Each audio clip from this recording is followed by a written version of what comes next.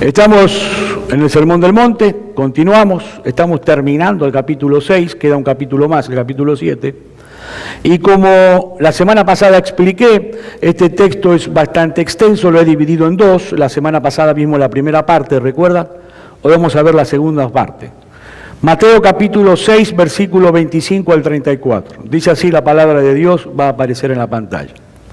Por tanto os digo, no os afanéis por vuestra vida, que habéis de comer o que habéis de beber, ni por vuestro cuerpo, que habéis de vestir.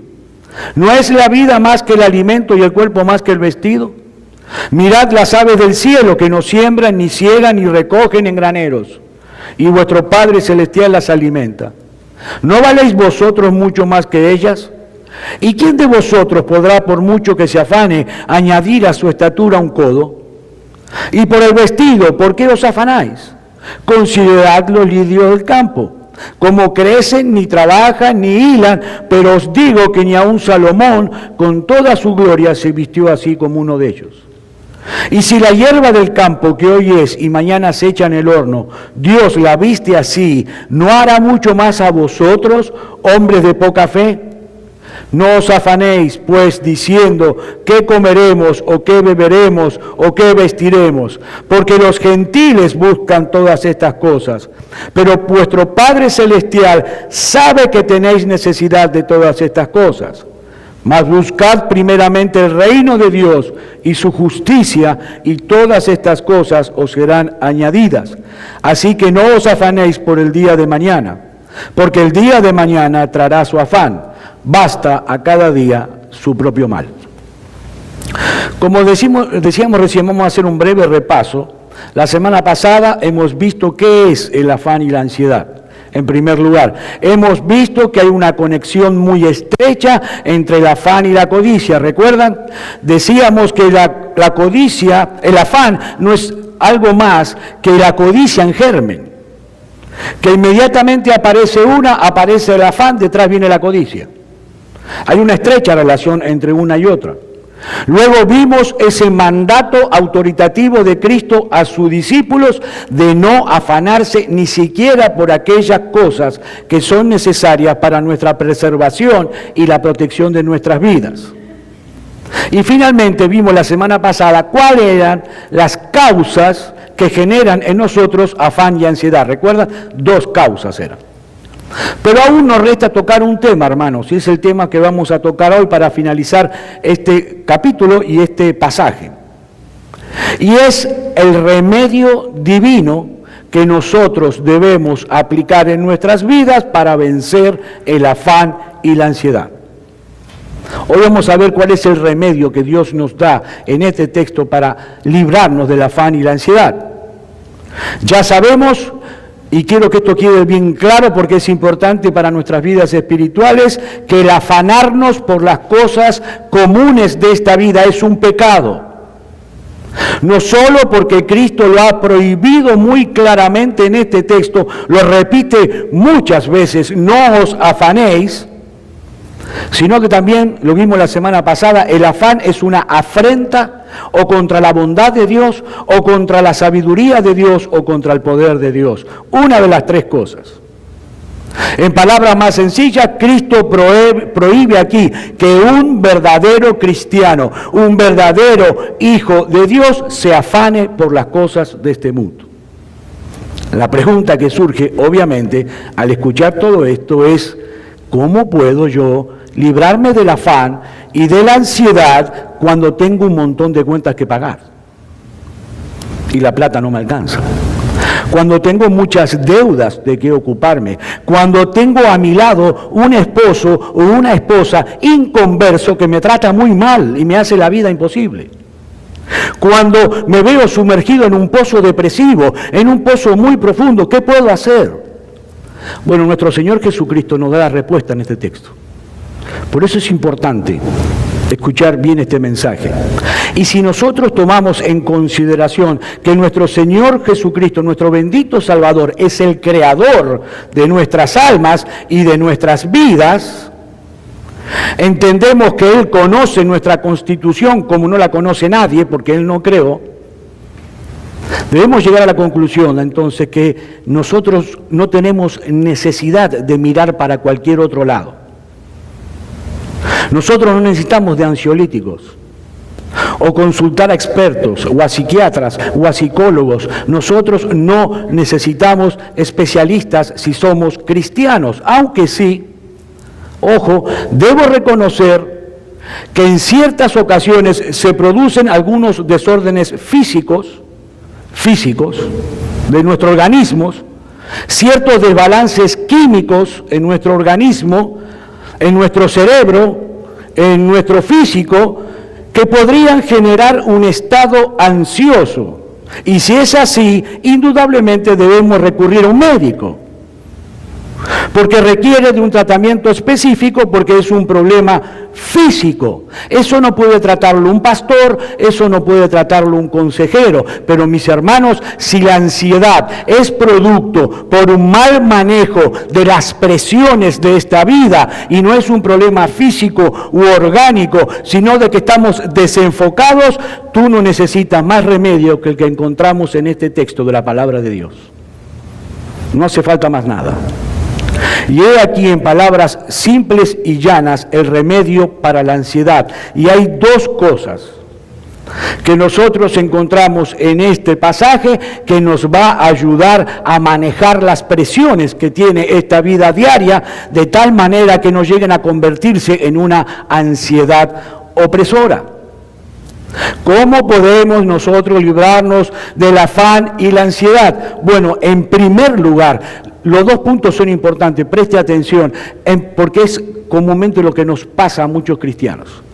En primer lugar, hermanos, tenemos que aprender a pensar correctamente. Y esto es importantísimo.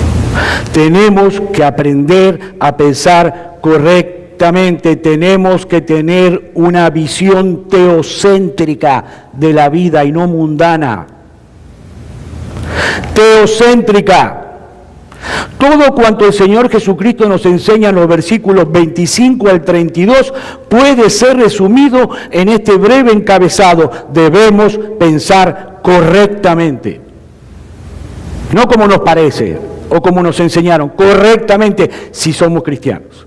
Por ejemplo, el versículo 25 que veíamos la semana pasada: por tanto os digo, no os afanéis por vuestra vida, que habéis de comer o que habéis de beber, ni por nuestro cuerpo, que habéis de vestir. ¿No es la vida más que el alimento y el cuerpo más que el vestido? Esta es una pregunta para pensar seriamente, hermanos. No es algo que tiramos al viento y queda ahí, porque el que habla es Cristo. Cristo nos dice: ven aquí, ¿qué es mayor, la vida o el alimento? Bueno, eso es evidente, la vida es mayor que el alimento. Ok, si la vida es mayor que el alimento, ¿quién te dio la vida? Dios. Entonces, ¿tú crees que Él es incapaz de sostenerla? ¿De cuidarla? ¿De proveerle? ¿De protegerla? Hermanos, repito, debemos pensar correctamente. Debemos hablarle a nuestras almas. La mayoría de las veces entramos en afán y ansiedad porque pensamos mal. El Señor también presenta, recuerdan en el pasaje, dos ilustraciones: las aves y los lirios del campo, que vimos la semana pasada. ¿Y qué es lo que Cristo quiere que hagamos respecto a los lirios y a las aves? Que nos detengamos a pensar. Detente, observa y razona. Pero no solo debemos pensar en el valor de la vida que Dios nos ha dado o en el cuidado que Dios tiene de su creación, también debemos pensar en lo tonto, inútil e ilógico que es el afán. Es ilógico. Versículo 27: ¿y quién de vosotros podrá, por mucho que se afane, añadir a su estatura un codo? Nada lograremos con afanarnos, nada, excepto paralizarnos y hacer nuestra vida miserable. Hermanos, eso es como sentarse en una mecedora y comenzar a mecernos cada vez más fuerte, más fuerte, más fuerte, más fuerte, más fuerte. Al cabo de 10 minutos tú vas a estar en el mismo lugar. No te moviste ni un milímetro. Vas a estar mareado, pero en el mismo lugar. La ansiedad acelera los latidos de nuestro corazón. Sí, la ansiedad va a aumentar nuestra presión arterial. Sí, nos va a hacer caer en depresión. Sí, pero no nos va a llevar a ningún lado. Mucho menos si somos cristianos. Pero también debemos pensar, dice Cristo, en las capacidades y el carácter de nuestro Dios. El Señor nos dice en el versículo 32, porque los gentiles buscan todas estas cosas, las cosas del mundo, pero vuestro Padre Celestial sabe que tenéis necesidad de estas cosas. Cristo nos dice que los paganos, los que no conocen al Dios vivo y verdadero, se afanan por esas cosas, se desesperan por la comida, el vestido, la bebida, por todas las cosas de este mundo. ¿Por qué se afanan? Bueno, porque ellos no tienen a quién acudir. Ellos no tienen a quién clamar. Los impíos no tienen un Padre todopoderoso que cuide de ellos, como dice la palabra de Dios que cuida de nosotros.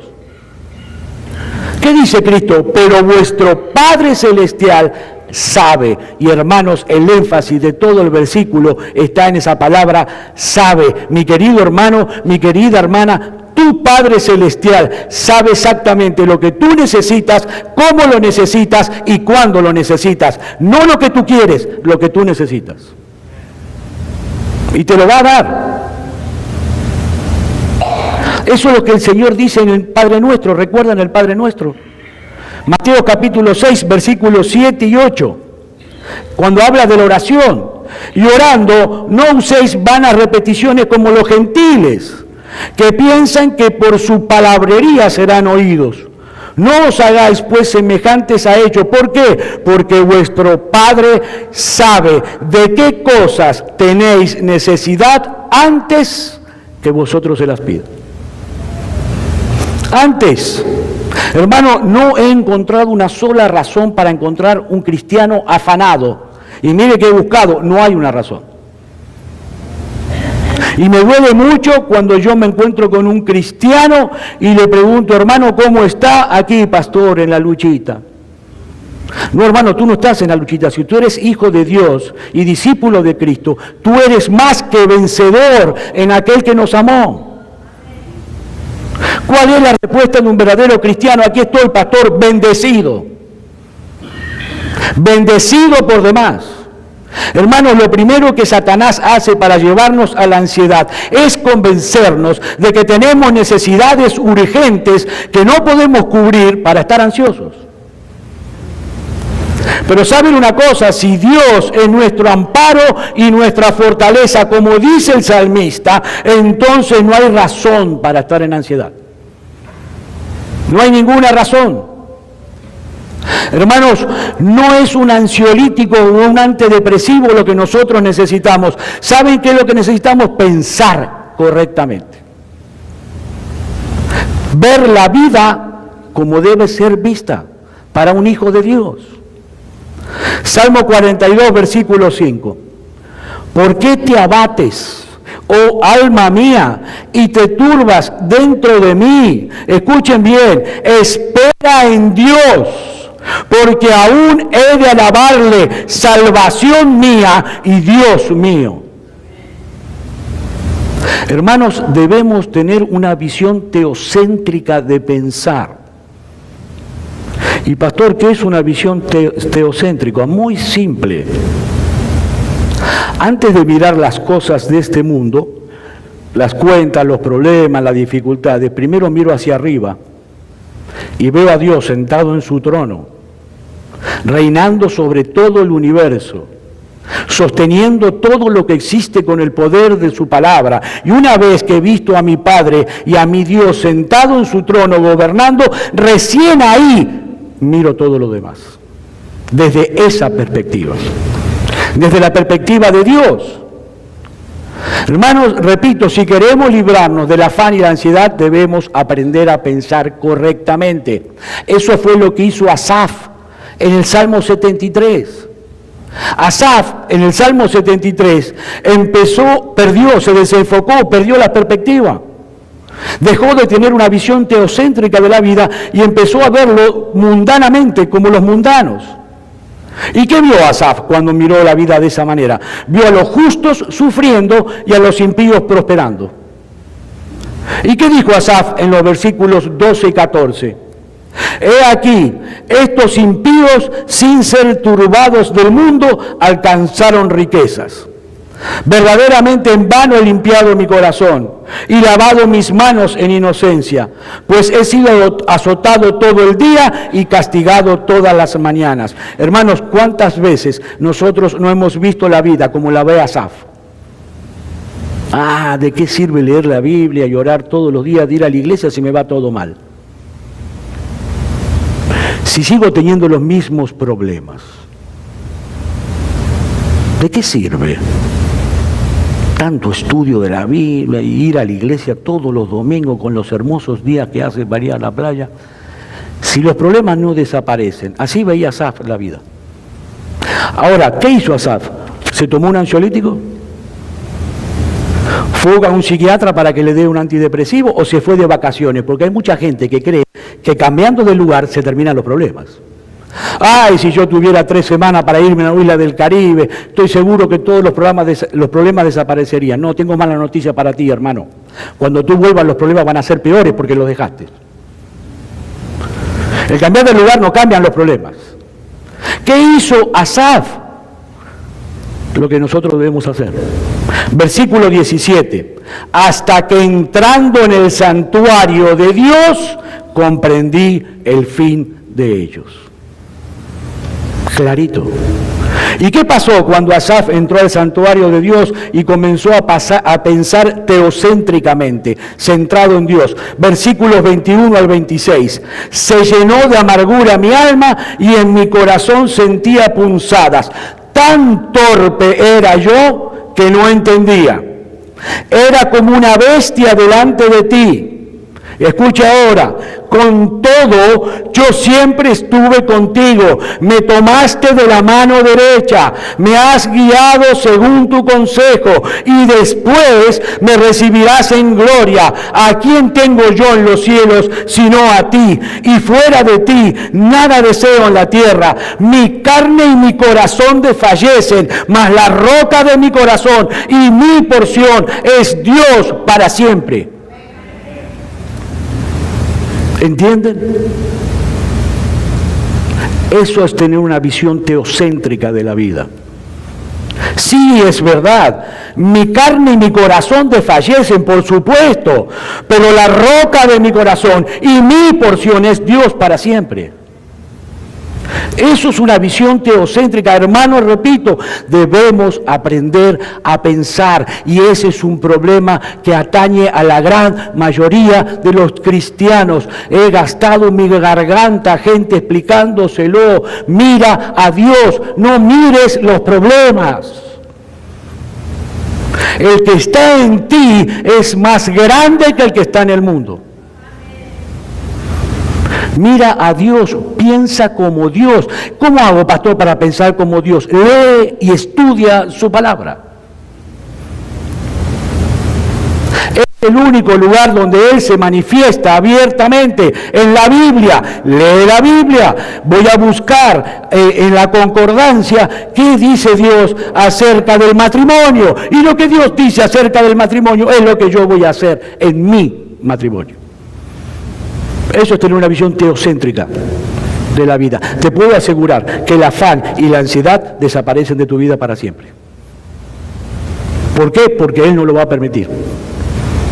Porque tú eres obediente. Ahora, si tú quieres vivir tu vida como te enseñaron, o como dice en la televisión, o como a ti se te da la gana, bueno, hermano, es tu decisión.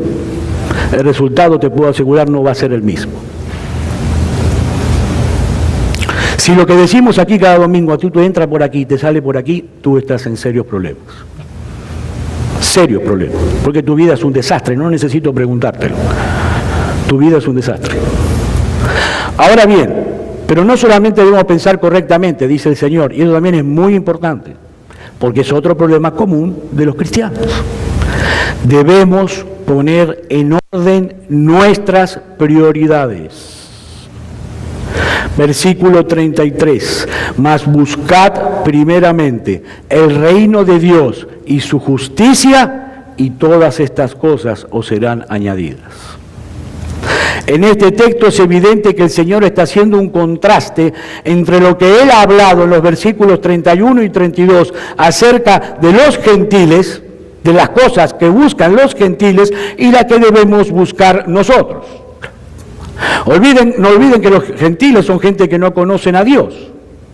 Ahora, aquí no hay ningún problema en que, no estamos hablando de eso, de que un creyente no sea diligente y responsable para buscar todo aquello que es necesario para su sostén y el sostén de su familia. No hay problema con eso, eso debe ser así. Es más, estaríamos en problemas si no estuviéramos proveyendo para nuestras familias. No estamos hablando de eso. Primera de Timoteo capítulo 5, versículo 8, porque si alguno no provee para los suyos y mayormente para los de su casa, ha negado la fe y es peor que un incrédulo. No estamos hablando de eso. Sin embargo, esa palabra que aparece en el versículo 32, buscan, hablando de los gentiles, significa que ellos buscan esas cosas terrenales afanosamente. Con muchas ganas, con desesperación. El hombre que no conoce a Dios hace de las búsquedas de las cosas de este mundo, de las cosas terrenales, toda su existencia, su principal objetivo. Y Cristo nos dice, pero ustedes son cristianos, son hijos de Dios, busquen primeramente el reino de Dios y su justicia. Es poner en orden las prioridades, hermanos. El Señor ha tocado aquí un tema muy sensible en este versículo. Hermano, tú realmente deseas librarte de una vez por todas del afán y la ansiedad. Pon en orden tus prioridades. Deja de darle tanta importancia a cosas que en comparación tienen una importancia relativa. Busca primeramente el reino de Dios y su justicia. Esa es la solución. Una de las dos soluciones que el Señor da aquí.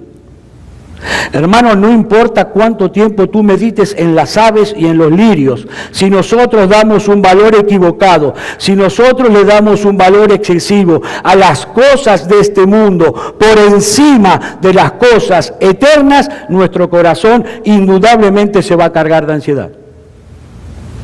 Indudablemente. Segunda de Corintios capítulo 4, versículo 18. No mirando nosotros las cosas que se ven, sino las cosas que no se ven. Pues las cosas que se ven son temporales, pero las que no se ven son eternas. Esa es básicamente la enseñanza de estos textos. Pero quiero introducirme un poquito más en el versículo 33. Para poder entender correctamente la directriz que el Señor Jesús está enseñando aquí. Lo primero que debe llamar nuestra atención del versículo 33 es la palabra buscad. Es una orden del Señor. Buscad, es imperativa. No es una sugerencia, no es una opción. No, el Señor Jesús, como dueño de nuestras conciencias, está imponiendo en nosotros un curso de acción que nosotros no podemos eludir, no podemos esquivar.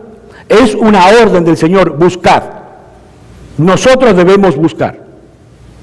En segundo lugar, Cristo ordena a sus discípulos una acción que es deliberada y consciente. Nosotros debemos buscar. Es cierto que no debemos buscar lo que buscan los no cristianos, no se refiere a eso. Pero eso no significa tampoco que los cristianos vamos a dedicarnos simplemente a una vida contemplativa. Es decir, sentarnos debajo de una mata, a leer la Biblia, a mirar las aves, a contemplar los lirios. No. Cristo dice, buscad.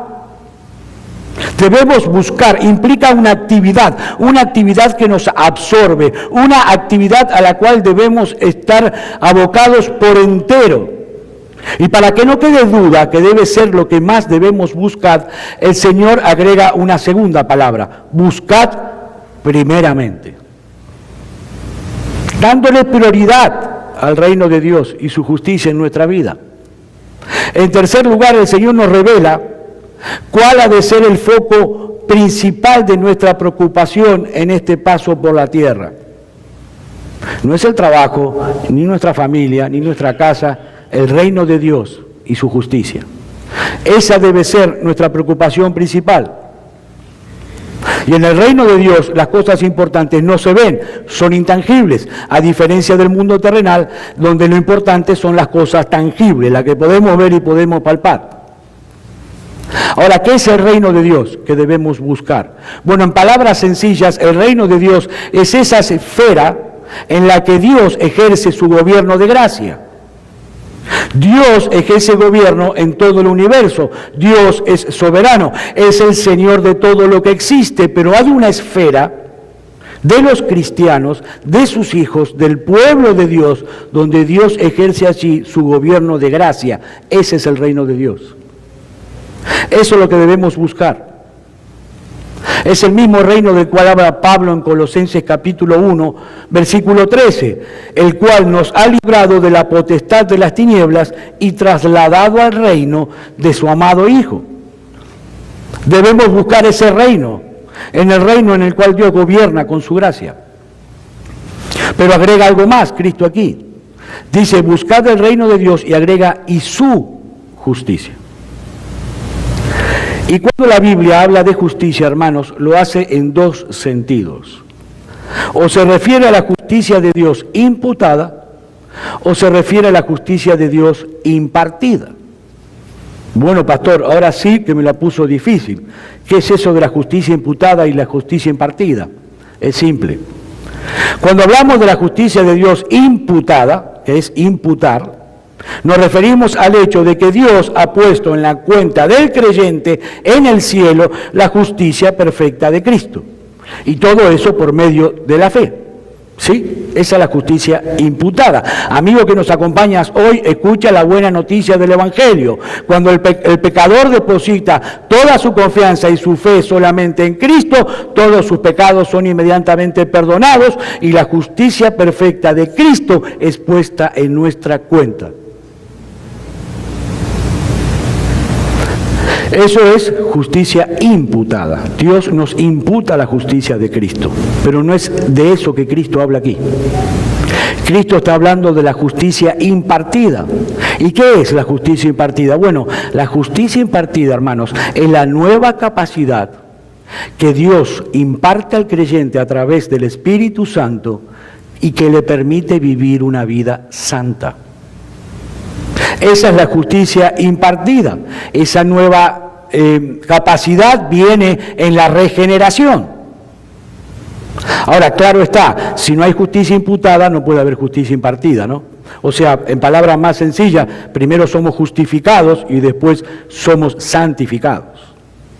Lo que Cristo está hablando aquí es que Dios nos ha dado la capacidad para buscar cada vez más conformarnos a su carácter santo. Entonces debemos buscar el carácter de Dios, debemos buscar el reino de Dios y debemos buscar conformarnos cada vez más al carácter de Dios. Resumiendo todo esto, lo que podemos decir que Cristo nos exhorta, en primer lugar, a buscar el avance del reino de Dios en este mundo. A buscar el gobierno de Dios sobre los hombres, pero no solamente eso, también nos exhorta a conformarnos cada vez más al carácter santo de Dios. Pablo conecta perfectamente estos dos conceptos en Romanos capítulo 14, versículo 17, porque el reino de Dios no es comida ni bebida, sino justicia, paz y gozo en el Espíritu Santo. Ahora vamos a tomar todo esto que dijimos como una ensalada de frutas, y vamos a comenzar a aplicarlo en nosotros. Si queremos librarnos de la ansiedad y del afán, he aquí hacia dónde debemos dirigir nosotros nuestras preocupaciones, hacia el avance del gobierno de Dios, hacia el avance de la obra de Dios en el mundo, pero también a nuestra conformidad cada vez más al carácter santo de Dios. Si nos dedicamos solamente a perseguir el avance de la obra de Dios, pero dejamos de lado el santificarnos, el parecernos cada vez más al carácter de Dios y solo nos dedicamos al avance de su obra, hermanos, nos vamos a convertir en unos de esos activistas que llenan las iglesias de hoy. Personas que se pasan el día involucrados en algo. Hay que hacer cosas. La piedad de estas personas se basa exclusivamente en actividades. Cuanto más actividades religiosas haya en la iglesia, mejor. Pero no hay tiempo para buscar el rostro de Dios en oración. No hay tiempo para estudiar su palabra. No hay tiempo para meditar delante del trono de la gracia, inclusive con ayuno si es necesario. Para ser fortalecidos en el hombre interior cada día, no hay tiempo para eso, nos dedicamos solamente a la obra del reino de Dios. Muchos creen que son maduros en su fe porque viven realizando actividades religiosas. Hermano, buscad primeramente el reino de Dios y su justicia, y todas estas cosas os serán añadidas. Pero estamos llegando al final y viene el momento difícil, ¿no? El momento odioso del mensaje. Porque vienen las preguntas para aplicar todo esto a nosotros, a nuestras vidas. Hermano mío, cuando tú sales a trabajar cada mañana, ¿no? Te levantas, te preparas, desayunas, sales, coges el carro, sales. ¿Qué sales a buscar realmente? ¿Qué es lo que tú sales a buscar cada mañana? ¿Un cheque al final de cada semana o cada 2 semanas? ¿Un aumento de sueldo? ¿Tratar de escalar posiciones rápidamente? ¿O tú sales de tu casa solamente para aprovechar las oportunidades que Dios te pueda conceder en ese día, en medio de tu lugar de trabajo, para promover el Evangelio y la gloria de Dios? Es una pregunta muy importante. Hermanos, salimos cada día a la calle nosotros en nuestro carro clamando: oh Dios, dame de tu gracia para que no sea vencido de lo malo, sino que pueda vencer con el bien el mal. Señor, dame sabiduría, dame compasión, dame misericordia, de modo que las personas que me rodean puedan ver mi luz a través de mis buenas obras y te glorifiquen a ti. Eso es lo que pedimos cuando salimos a trabajar. O le pedimos, Señor, que el tránsito sea fluido hoy. Hermanos, eso es buscar primeramente el reino de Dios y su justicia. Antes que tu cheque, antes que tu sueldo, antes que tu aumento, antes que tu ascenso, buscad primeramente el reino de Dios y su justicia, y todas esas cosas os serán añadidas. Hermanos, debemos poner en orden nuestras prioridades. Debemos pensar correctamente y debemos poner en orden nuestras prioridades. Entonces y solo entonces vas a ser librado del afán y la ansiedad. Pero sigamos. Hermano, ¿qué se puede decir de tu tiempo y de tu dinero? Cuando tú cobras tu cheque, a la mayoría se lo depositan automáticamente. ¿Qué es lo primero que haces? Cuando a través del celular miras la cuenta y ves que entró el dinero, ¿qué es lo primero que haces? Te sientas con papel y lápiz con tu esposo, con tu esposa, a hacer cuenta de todo lo que debes, el mortgage, el pago del carro, el colegio de los niños, y le das a Dios lo que te sobra. O antepones el reino de Dios por encima de todas las deudas que tienes. Hermanos, eso es buscar el reino de Dios y su justicia en la práctica.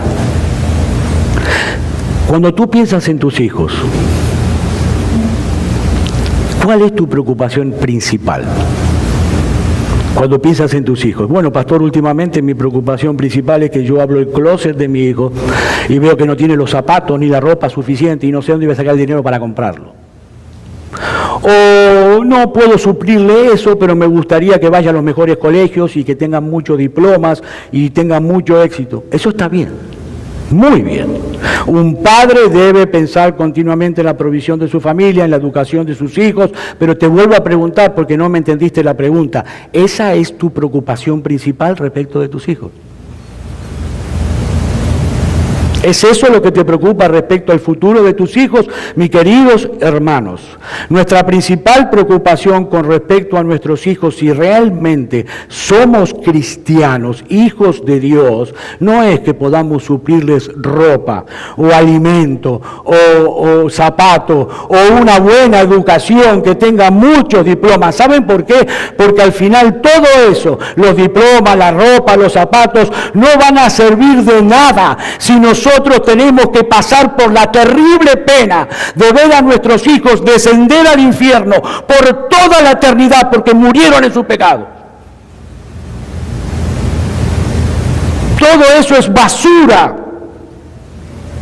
si tenemos que ver a nuestros hijos descender al infierno. Hermanos, nuestra principal preocupación como hijos de Dios tiene que ser que nuestros hijos puedan ser algún día revestidos con la justicia perfecta de Cristo. Y que cuando sean grandes sirvan en el reino de Dios. Esa debe ser nuestra preocupación, y créeme lo que te digo, cuando esa sea tu principal preocupación, no habrá más lugar para el afán y la ansiedad. No habrá más lugar. Y ojo, yo no estoy diciendo con esto que no sea importante la educación y el vestido. No. No estoy diciendo que seamos irresponsables con nuestros hijos. No, estoy diciendo que debemos poner en prioridad nuestras cosas. Todo lo demás es secundario. Obviamente que no tenemos que preocuparnos solamente por el devocional diario de nuestros hijos. No, lo que estoy diciendo aquí es que no hay lugar para la ansiedad, para la angustia, para el afán, por esas cosas del mundo cuando estamos ocupados en otras que tienen una importancia muchísimo mayor. Yo no dije cuál es la única preocupación, dije cuál es la principal preocupación con respecto a tus hijos. Y debe ser esta: que algún día ellos vengan a los pies del Señor y sirvan en su reino. ¿Recuerdan Lucas capítulo 10? Un pasaje muy conocido, la visita de Jesús a Marta y a María. ¿Recuerdan? ¿Qué dice Lucas capítulo 10, versículo 40 al 42? Pero Marta se preocupaba con muchos quehaceres y acercándose dijo: Señor, ¿no te da cuidado que mi hermana me deje servir sola? Dile pues que me ayude.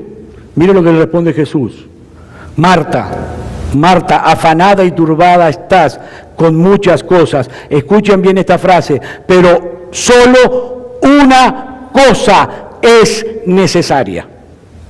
¿Escucharon bien? Solo una cosa es necesaria y María ha escogido la buena parte, la cual no les será quitada. Hermanos, examinen sus oraciones. ¿Cuál es el orden de prioridad que revelan sus oraciones? Recuerden, hace unas semanas atrás vimos el Padre Nuestro. Jesús nos enseñó a orar a través del Padre Nuestro. ¿Y qué nos enseñó Jesús? Bueno, Él dijo: Padre nuestro que estás en los cielos, en primer lugar, que tu nombre sea santificado. En segundo lugar, que venga tu reino. En tercer lugar, que tu voluntad sea hecha en la tierra como los ángeles la hacen en el cielo. Y recién, en cuarto lugar, pido por el pan de cada día. Las prioridades. Y repito algo que repetí infinidad de veces y lo voy a seguir repitiendo mientras Dios me dé fuerza y salud para subir a este púlpito. Hermano mío, yo no sé qué negocio tan importante y trascendental o qué actividad tan deleitosa, insuperable, magnífica y maravillosa se te puede presentar a ti un domingo a la mañana. Créeme que lo he analizado y no he podido encontrar una sola.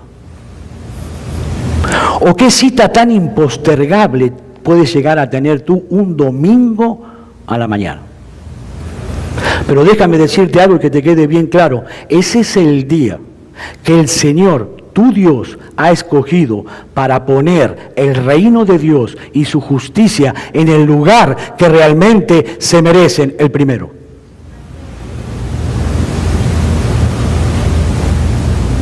No hay excusa, hermano.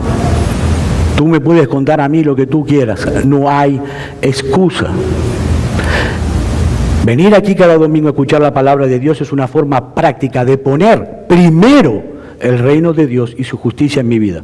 Lo demás viene después. Lo que fuere, en lo demás encierro todo. La única excusa es la salud. Todo puede esperar. Primero está Dios. Lo que fuere.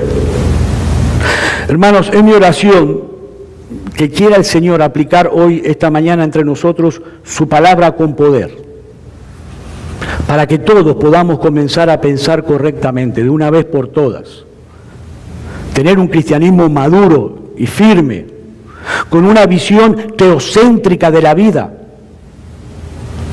para de esa manera poder buscar realmente, primeramente, el reino de Dios y su justicia, y dejar de afanarnos por las cosas de este mundo, que tienen un valor temporal. Esa es mi oración, que el Señor actúe con poder en su palabra hoy.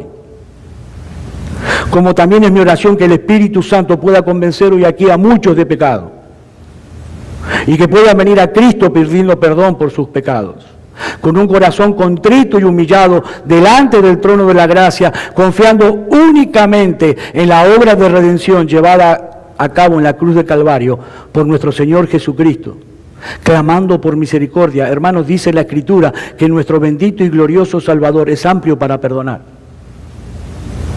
Y así, de esa manera, el Padre Celestial otorga al pecador perdón de pecados y vida eterna. Vamos a orar.